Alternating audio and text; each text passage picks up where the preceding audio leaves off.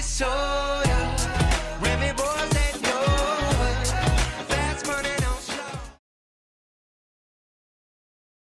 안녕하세요. 시즌 포머 퍼드를 잡기 위해서 방송을 하고 있는 킬러웨일입니다. 오늘은 오랜만에 코인 소개를 좀 해드릴까 합니다. 디크레드 관련돼서 간략하게 소개를 해드릴게요. 현재 시가총액 32위로 꽤 규모가 큰 코인이에요. 그래서 다음과 같은 목차로 진행할까 합니다. 첫 번째로는 3세대 블록체인에 대해서 간략하게 설명을 드리고, 그리고 두 번째로 디크레드의 채굴 방식 및 이게 어떤 의미를 갖고 있는지 말씀을 드리고, 세 번째로 티켓의 의미, 네 번째 디크레드의 장단점, 마지막으로 구매 방법에 대해서 말씀을 드리도록 하겠습니다.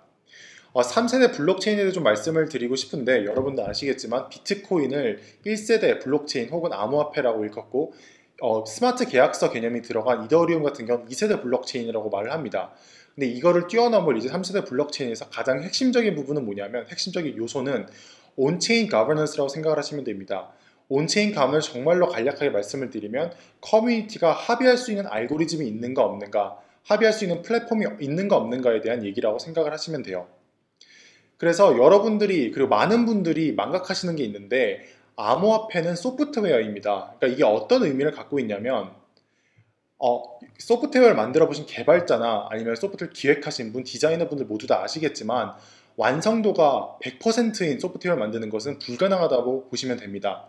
그러니까 소프트웨어를 냈을 때 버그가 발생하는 건 너무 당연한 거고, 에러가 나는 것이 너무나도 당연한 일입니다. 그렇기 때문에 꾸준한 업그레이드가 필요하고, 그리고 끝없는 버그 수정이 필요합니다. 그뿐만이 아니라 암호화폐의 가치는, 진정한 암호화폐의 가치는 건전하고 그리고 온전한 커뮤니티로부터 온다고 생각을 하시면 돼요. 그러나 대부분의 암호화폐 같은 경우 분산형으로 운영이 되고 있어요. 분산형으로 운영이 되기 때문에 합의를 보는 것이 매우 어렵다고 생각을 하시면 됩니다. 그러니까 업그레이드가 필요하거나 버그가 있어서 수정을 해야 되는데, 그거에 대한 합의를 보는 게 매우 어렵다고 생각을 하시면 돼요. 대표적인 예시로는 비트코인과 비트코인 캐시를 예를 들 수가 있어요. 여러분들 아시겠지만 비트코인 캐시 같은 경우는 비트코인을 하드포크하면서 나온 코인입니다. 이게 하드포크를 하게 된 이유가 뭐냐면, 비트코인에서 세그웨2x라는 업그레이드를 적용을 하고 싶었는데, 그 적용하는 거에 반대를 해서 하드포크를 하면서 나온 게 비트코인 캐시라고 생각을 하시면 돼요. 그러니까 여러분들이 꼭 아셨으면 좋겠는 게, 저는 하드포크에 대해서 무조건 부정적으로 보는 게 절대로 아니에요. 그러니까 당연히 하드포크라는 것은 엄청나게 효율적이고 되게 좋은 소프트웨어 업그레이드 방식이라고 생각을 하시면 됩니다. 그러니까 그 블록체인 자체에 큰 문제가 있어서 그거에 큰 수정이 필요할 때는 하드포크만큼 효율적인 것도 없다고 생각을 해요.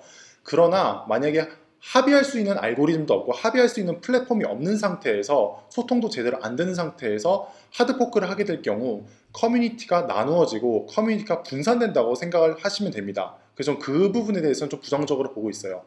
그렇기 때문에 온체인 가버넌스가 왜 중요하냐? 커뮤니티를 온전히 유지시키면서 합의를 할 수 있는 방식이라고 생각을 하시면 돼요. 그러니까 체인이 업그레이드되고 버그가 있으면 버그를 수정을 해야 되는데, 그런 것들을 수정을 하고 그리고 합의를 볼 수 있는 알고리즘이 있다고 생각을 하시면 됩니다. 그래서 디크레드 같은 경우 꽤 주목할 만한 코인이라고 생각을 합니다. 그래서 이제부터는 디크레드의 채굴 방식에 대해서 좀 설명을 드리고자 하는데, 디크레드 같은 경우는 되게 특이한 채굴 방식을 가지고 있어요. 하이브리드 프루프 오브 워크, 프루프 오브 스테이크 컨센서스를 사용을 합니다. 그러니까 이거에 대해서 쉽게 말씀을 드리면, 프루프 오브 워크라는 채굴 방식과 프루프 오브 스테이크라는 채굴 방식을 둘 다 사용을 한다고 생각을 하시면 돼요. 이게 어떻게 작동이 되는지 좀 천천히 설명을 드릴게요. 혹시 이 채굴 방식을 잘 모르시는 분들이 있을까봐 간략하게 설명을 드리자면, 프루프 오브 워크 같은 경우는 이렇게 엄청난 양의 컴퓨터가 있고, 이 컴퓨터를 계속 연산을 해요.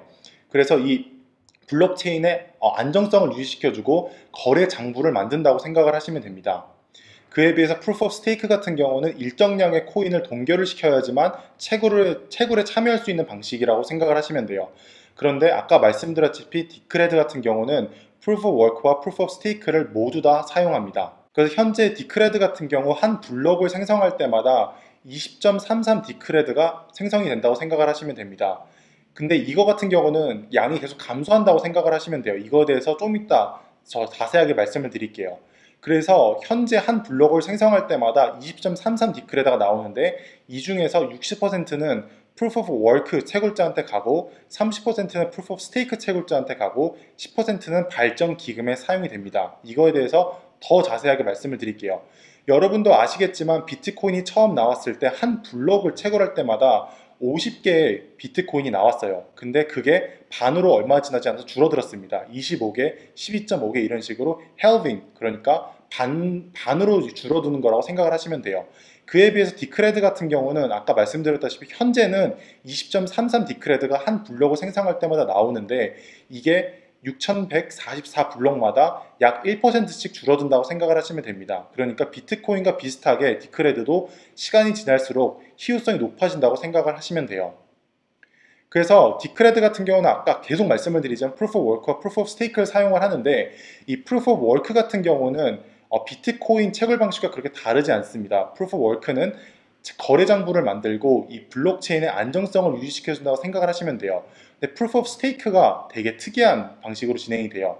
그러니까 아까 말씀드렸다시피 Proof of Work에서 거래 장부를 만들고 Proof of Stake 하는 채굴자 중에서 5명을 랜덤으로 뽑습니다. 5명을 랜덤으로 뽑아서 그 사람들이 이 Proof of Work에서 만든 장부가 제대로 된 장부인지 에러는 없는지 문제가 없는지 판단을 한다고 생각을 하시면 돼요.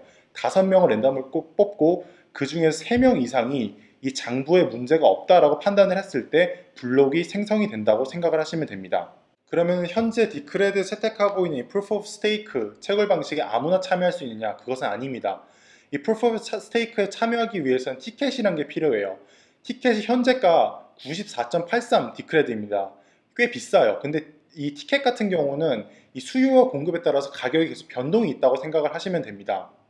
근데 여러분들이 꼭 인지하시면 좋겠는 게 뭐냐면 94.83 디크레드를 이용을 해서 티켓을 산다고 해서 이 티켓이 소멸되는 것이 아니에요. 일정 기간 동안 동결이 된다고 생각을 하시면 됩니다. 그래서 아까 말씀드렸다시피 거래 장부를 만들고 그 거래 장부가 제대로 된 거래 장부인지 오류는 없는지 이런 것들을 Proof of Stake 하는 사람들이 체크를 한다고 말씀을 드렸잖아요. 그래서 이 프로세스가 끝나게 되면 이 금액을 다시 돌려받는다고 생각을 하시면 돼요.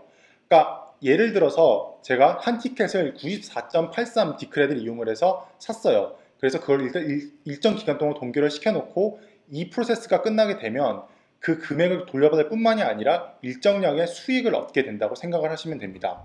그래서 세 번째로는 이 티켓이 가지고 있는 의미에 대해서 좀 이해하실 필요가 있는데 크게 3가지 용도로 티켓이 사용이 될 수가 있습니다. 첫 번째로는 Proof of Work 채굴자를 감시하고 견제하는 거, 아까 깊게 설명드렸던 부분.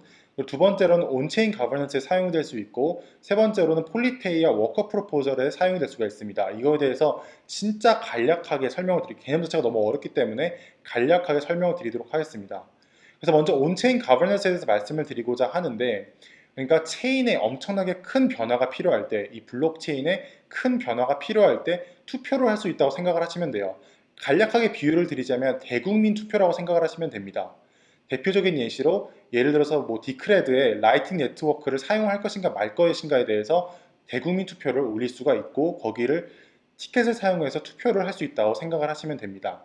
마지막으로는 폴리테아에 사용이 될 수도 있어요. 이게 어려운 개념이기 때문에 간략하게 말씀을 드릴게요. 그러니까 아까 말씀드렸다시피 디크레드 같은 경우는 한 블록을 생성할 때마다 현재 약 20.33 디크레드가 생성이 돼요. 근데 그 중에서 10%가 발전 기금으로 사용이 된다고 생각을 하시면 됩니다. 그러니까 디크레드가 성장하기 위해서 여러 가지 마케팅이나 개발이나 이런 것들이 필요한데 그런 것들을 위해 사용이 되는 기금이라고 생각을 하시면 돼요. 그런데 이거를 독단적으로 어떤 사람이 여기에 사용을 하고 저기에 사용하다 이걸 독단적으로 결정하는 것이 아니라 사업기획서를 올리고 그 사업기획서가 타당하지 않은지 투표를 할 수 있는 시스템이 폴리테아라고 생각을 하시면 됩니다. 예를 들어서 제가 한국에 뭐 디크레드 커뮤니티를 더 키우고 싶어요. 그래서 뭐 5천만 원이 필요하다라고 사업기획서를 만들어서 올립니다. 그러면 거기에서 커뮤니티가 투표가 이루어진다고 생각을 하시면 돼요. 그게 타당한지 타당하지 않은지 투표가 이루어지고 만약 타당하다고 판단이 났을 경우 해당 기금이 저한테 들어온다고 생각을 하시면 됩니다. 디크레드의 장점에 대해서 간략하게 말씀을 드리도록 하겠습니다. 첫 번째로 업그레이드 속도가 엄청나게 빠릅니다. 그러니까 합의 알고리즘이 벌써 있고 잘 작동이 되기 때문에 합의하는 속도도 빠르고 그리고 업그레이드가 적용되는 속도도 엄청나게 빨라요. 두 번째로는 발전 가능성입니다. 제가 로드맵을 좀 보여드리고자 하는데 현재 개발되는 부분도 엄청나게 많고 그리고 규모도 꽤 큰 지금 업그레이드가 진행이 되고 있어요. 그렇기 때문에 발전 가능성이 매우 높다고 판단을 하고 있고 세 번째로 건전한 커뮤니티를 갖고 있고 네 번째로 아까 말씀드렸다시피 폴리테아를 통해 발전 기금이 계속 나오기 때문에 고갈이 되지 않는다고 생각을 하시면 돼요. 그렇기 때문에 발전 기금이 끝없이 나오는 것은 정말로 긍정적인 부분이라 생각하시면 됩니다. 다섯 번째로 해킹의 어려움에 대해서 좀 말씀을 드리고 싶은데, 아까 말씀드렸다시피 디크레드 같은 경우는 Proof of Work와 Proof of Stake를 둘 다 사용해요. 그렇기 때문에 해킹을 하려면 훨씬 더 어렵고 기회비용도 많이 든다고 생각을 하시면 됩니다. 그래서 이 도표를 보시게 되면 비트코인을 해킹하기 위해서 드는 비용, 디크레드 해킹하기 위해서 드는 비용이 있는데 천문학적으로 많이 차이 나는 것을 여러분들이 보실 수가 있습니다. 디크레드 같은 경우 당연히 강점도 많지만 단점도 있기 때문에 그걸 좀 말씀을 드리고자 합니다. 첫 번째로 개념이 너무나도 어려워요. 그러니까 온체인 가버넌스니 폴리테안이 그러니까 일반인들이 이해하기 어려운 부분이 많고 진입장벽이 매우 높다고 생각을 합니다. 그렇기 때문에 한국에서 인지도가 낮을 수밖에 없다고 생각을 해요. 두 번째로는 티켓 가격이 비싸요. 현재 티켓이 구매를 하고 스테이킹을 하려면 약 400만 원 정도가 필요합니다. 근데 이것은 엄연한 진입장벽이라고 생각을 하고 있어요. 세 번째로 실제 거래에는 거의 사용되고 있지 않은 것이 치명적인 문제라고 생각을 합니다. 근데 이거는 시간이 지나면 지날수록 많은 부분이 해결될 거라고 저는 생각을 하고 있습니다. 디크레드 같은 경우 현재 업비트에서 원화로 거래가 가능합니다. 방송 봐주셔서 감사하고 혹시 디크레드에 대해서 궁금하신 점이 있다면 제가 하단에다가 링크를 남겨놓을게요. 다양한 커뮤니티도 있고 다양한 글도 남겨놓을 테니까 한번 꼭 참조해 주시면 감사하겠습니다. 그럼 방송 마치도록 할게요. And I got this soda, Remy boy.